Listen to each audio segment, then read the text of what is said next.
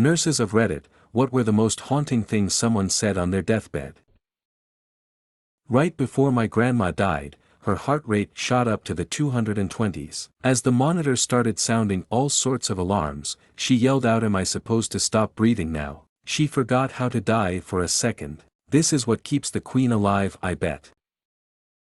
I work in a nursing home and one stick out for me was "My kids left me here to die, may that not happen to you, son." This one is just plain sad, but it happens to a lot of elderly. Some parents earn it.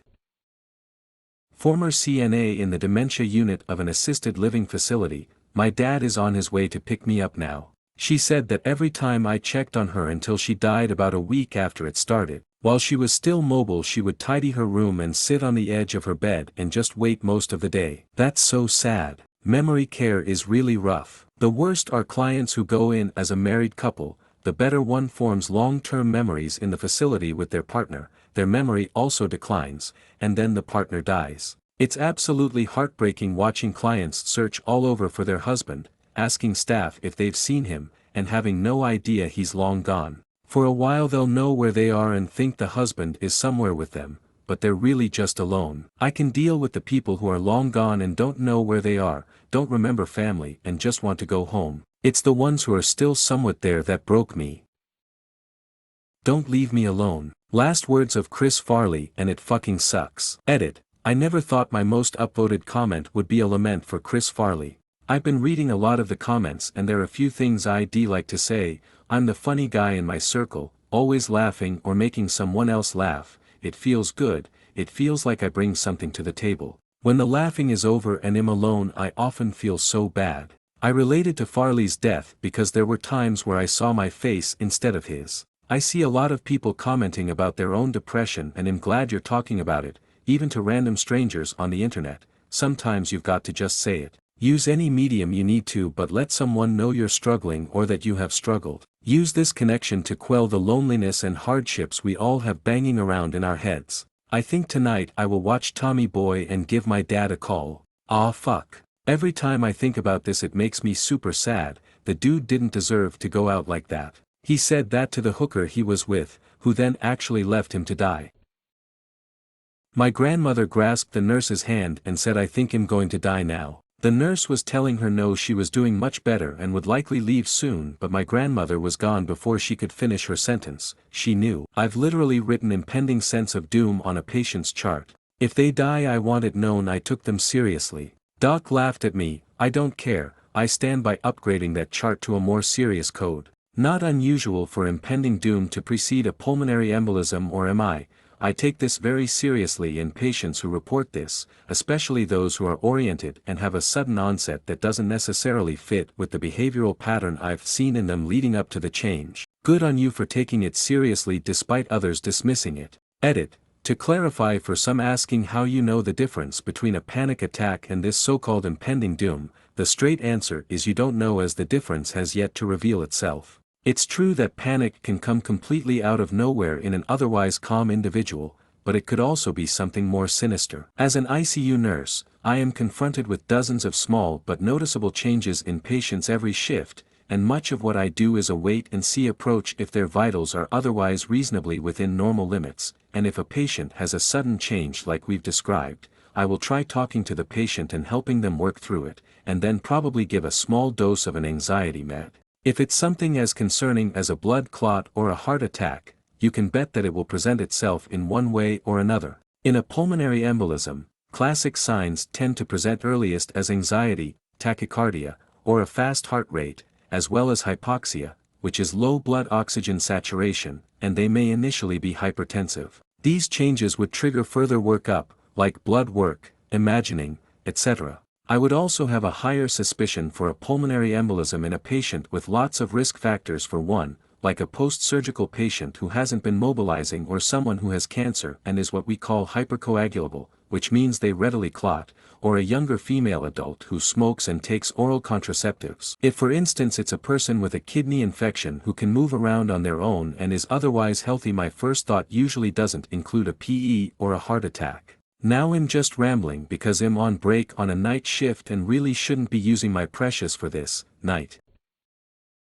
I'm an ER doctor, old lady big heart attack, refused treatment so we made her comfortable giving her morphine and benzos for her shortness of breath. While she was in the process of dying, I was with her and the family providing comfort. Her daughter said to her, "Just let go, mum," to which old lady opened her eyes one last time, looked at her daughter and said, "What do you think I've been trying to do?" She passed away a short time later. Edit.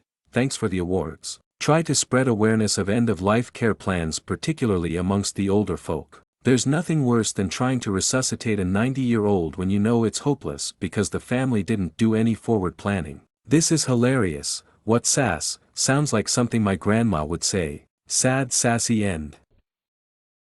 I'm scared elderly gentleman. Worsening congestive heart failure, incapacitated, and his wife put him on hospice. He was comfort measures only.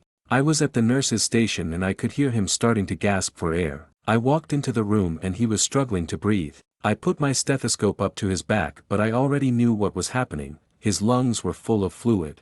I sat him up in bed and he stared at me, eyes wide open, head tilted slightly back. Facial expression was full-blown panic. "I'm scared." Immediately after he said the words, his oxygen mask started filling up with pink/red frothy foam, running down his face and dripping onto his gown. He was dead within minutes, and all I could do was watch him. I will never forget his face. "What was that pink/red frothy foam?" "Blood." "How? Could you explain?" "It's essentially a mix of blood and plasma that gets backed up in the lungs when CHF hits end stage and causes pulmonary edema. The fluid gets frothy from all the gas exchange that takes place in the lungs."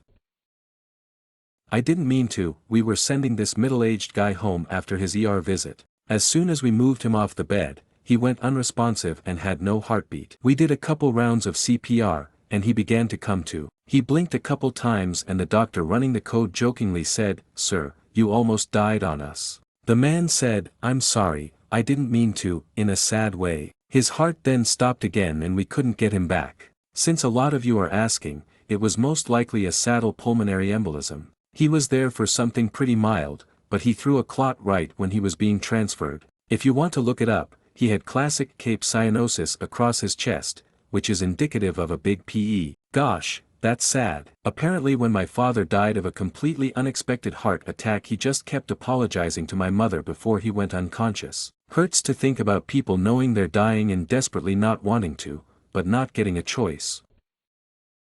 How will I explain this mess? Pointing to his butt, second hand from a close ER nurse, lad comes in after a car accident. His work van had flipped and rolled. The fellow was wheeled and fully conscious, no pain, after EMS, or disorientation. However, he was completely twisted in half from the midsection down. There was no way he would survive untwisting, but the blood vessels must be cinched in such a way that he didn't bleed out. The doctors and nurses explained the situation to him and suggested his family come to say goodbye. He looked like he was lounging on the couch watching TV with a blanket over his lower half. Once the realization set in, he replied with, "How will I explain this mess? When I started my job as a railroader, I got told a story of a guy getting caught in between two carriages while shunting a train. He was crushed in a way that all bleeding was stopped and he was perfectly stable. When the emergency services came, they gave him painkillers and kept him comfortable long enough for his family to come and say their goodbyes. Once his family had left, he thanked the emergency people and they asked him if he was ready. His last words were, 'As ready as he'll ever be.'